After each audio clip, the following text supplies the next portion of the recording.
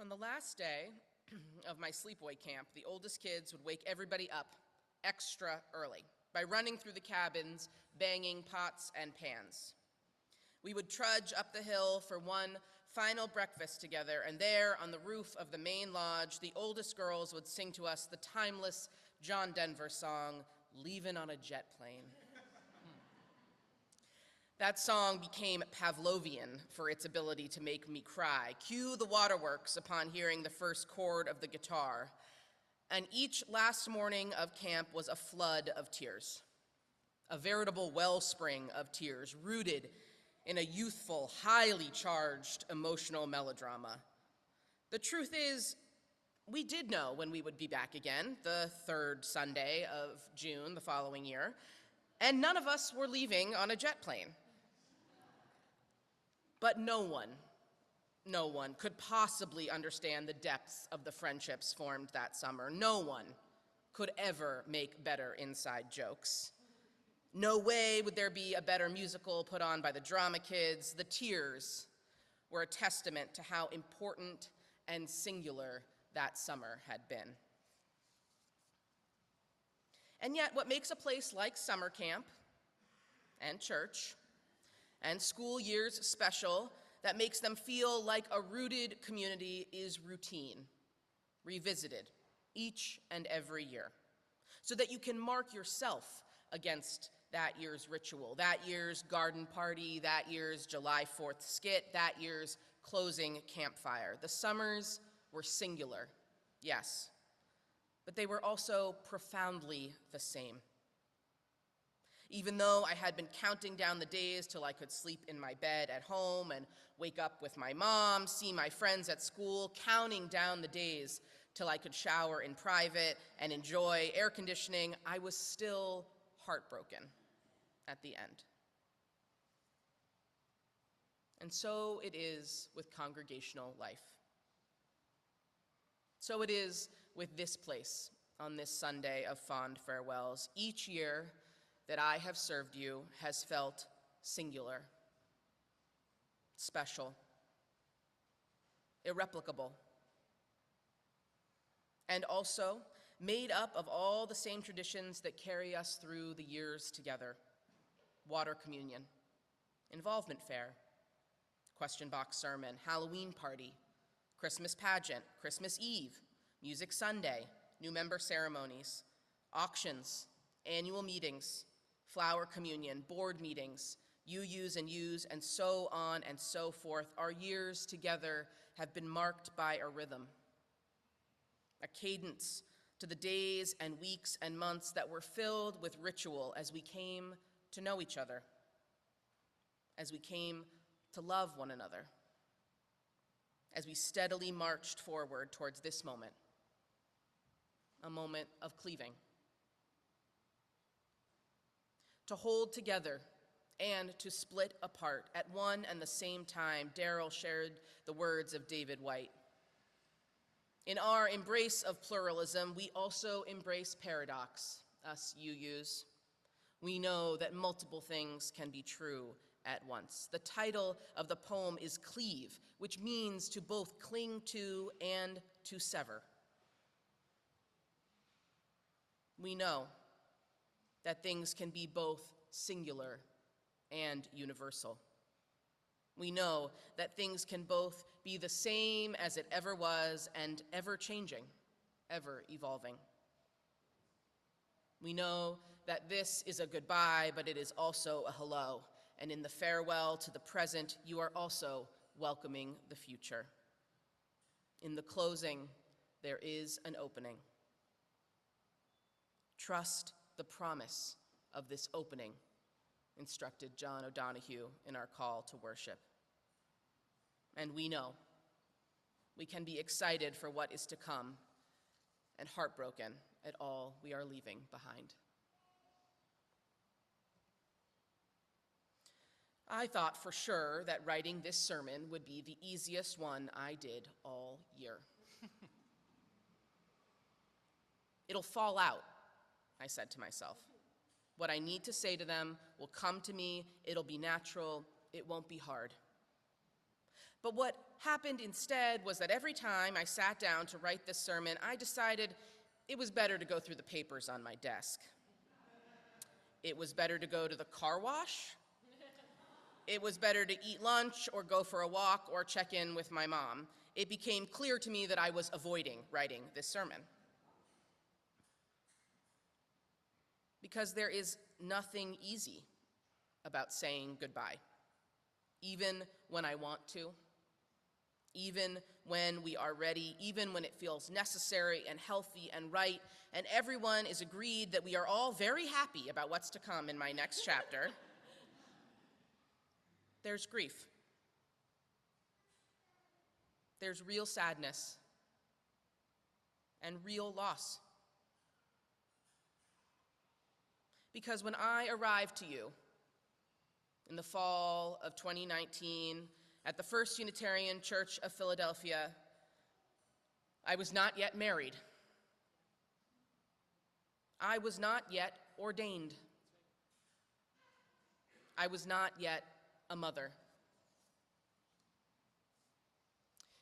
You all gave me a ministry.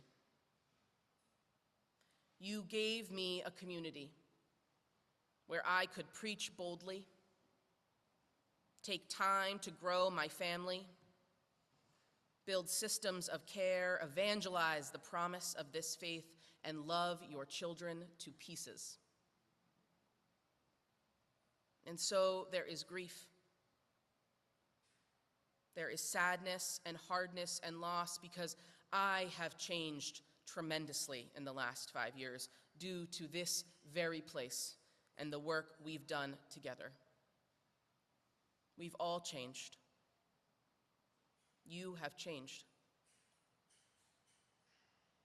Together we rode through a global pandemic, and we clung to the principles of this tradition to see the light at the end of the tunnel and to cultivate community across time and space. Together, we added over 100 new names to the membership rolls, so many of whom have gone on to become critical leaders in this congregation.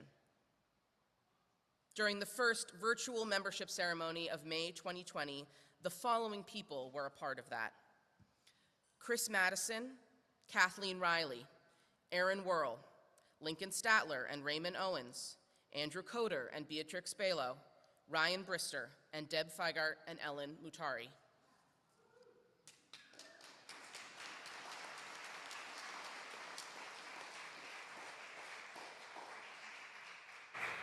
Together, we marched for Black lives, for Palestinian liberation, for a full-throated democracy, for the retreat of predatory development in Chinatown. We played music together, building worship services that brought us to tears and made us overflow with joy. We have seen our 20s and 30s community thrive. We've seen our trans community expand. We've seen our young people stick around into middle school, developing friendships that are rooted in a shared UU identity. We've seen our elders make space for new leadership, but also give us the practical wisdom of years of community commitment. I've led book clubs, classes on money and wealth. I've led memorial services, and I've married a few of you. I've dedicated your babies, and I've offered sage and not so sage advice. You and I have forgiven each other 1,000 times for all the ways we missed the mark in trying to claim one another in covenant. Over the course of 5 years, you gave me a ministry. And speaking of claiming, it was Phyllis Belk who gave me my first best moment of being your minister. It was early, maybe September of 2019, and Phyllis invited me to have lunch with her at Simpson House. She had just moved in, but was very clearly already a celebrity. And as I followed her around the lunchroom, she kept introducing me to everyone with gusto. "This is my minister, Hannah," she would say. And there, in the dining hall of Simpson House, I was transformed. By claiming me, Phyllis, I became your minister. Each and every time one of you has claimed me, leaned on me, confided in me, shared with me, challenged me, critiqued me, you made me a minister, a better minister. A minister whose ministry is needed elsewhere now, who is ready to unfurl herself into the grace of a new beginning. And grace will be needed here too. For the person who comes after me, your next minister of faith formation will require that you extend grace as they learn all that I had to learn, as they learn your names and your stories, as they catch that rhythm of this place and slowly become claimed over time. The love we have for one another now on this threshold of cleaving is best articulated in the welcome you will extend to Reverend Alex, who comes next. A love that is warm and invitational, that does justice to what you have learned from me. Trust the promise of this opening, beloveds. Trust the promise of what we have built together. And I would be remiss without naming the last, most important vessel for your trust. Trust Reverend Abby.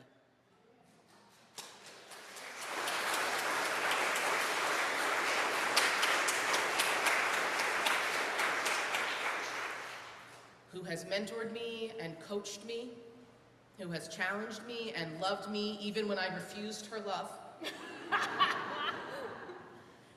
who has steered this congregation always, always towards a better, sturdier future, a bolder future, who is kind, deeply, unfailingly kind, who loves you all more than I do. More than I thought a minister could love a people. Trust the promise of your ministry with her. And know this about yourselves. You are dynamic. You are open to change and experimentation in a way that few other congregations have the good sense to be. You want to try things and test the limits. You want to be what one another needs. You are a trusting bunch. You do not lead with suspicion or critique. You are often more optimistic than I am.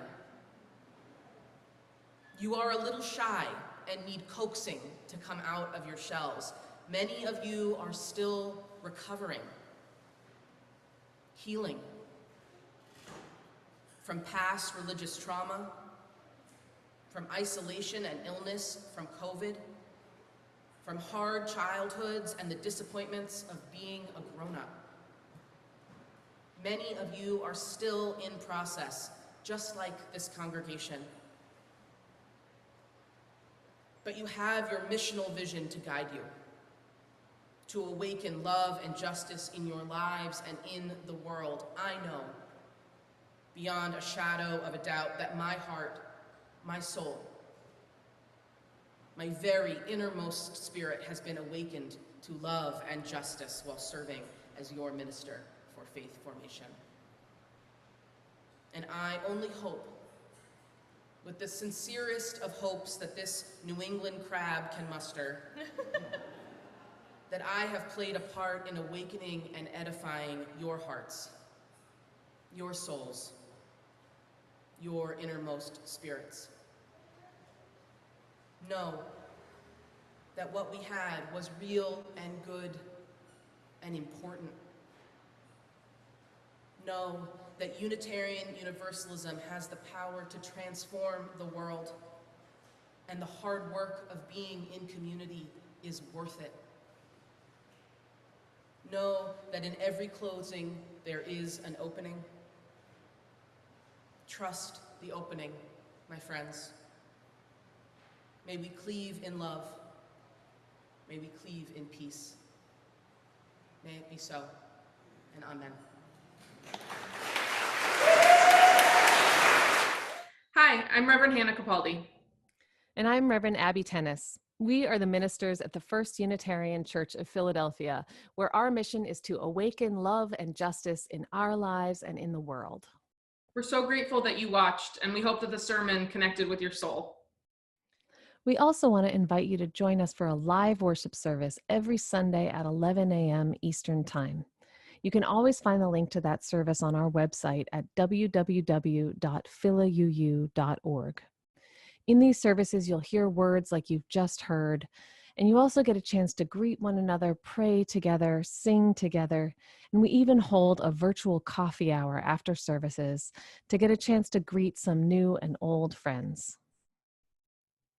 If you want to support the mission of this community and you feel moved to give, you can do so by going to the website that Reverend Abby just mentioned. You can find that link below, or you can text 215-709-5095 and follow the prompts to give. If someone in your life needs to hear these words today, we encourage you to share this video. And again, thank you so much for watching. We hope to see you soon.